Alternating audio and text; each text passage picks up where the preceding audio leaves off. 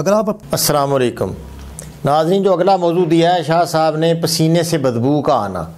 بعض اوقات جرابیں اتارتے ہیں بندہ، جرابیں آج کل سردی کی وجہ سے پہنی جاتی ہیں تو وہاں سے بھی بہت زیادہ بدبو نکلتی ہے، تو بغلیں ہوتی ہیں جی، یہاں سے بھی اپنا بہت زیادہ آستینوں سے بدبو نکلتی ہے، پاس بیٹھنا بھی مشکل ہو جاتا ہے۔ تو یہ ساری تحریک کے پیچھے گرمی اور خشکی ہوتی ہے۔ تو گرمی خشکی کی ضد ہے تری سردی۔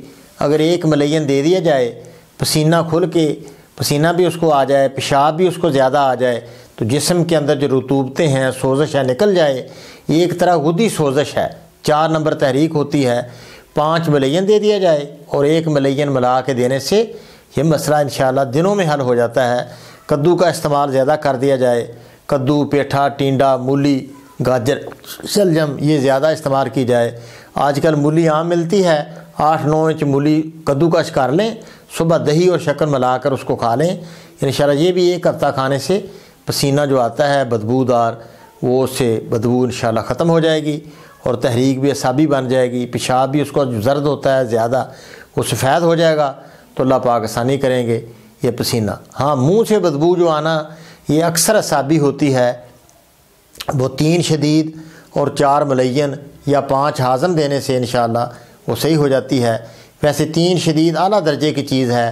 یہ مکوی میدا ہم نے بتایا ہے کہ تیز پتہ 125 گرام، دار چینی 125 گرام اور جلوتری 60 گرام، یہ مکوی میدا دینے سے میدے کی بدبو جو ہے منہ کی ٹھیک ہو جاتی ہے۔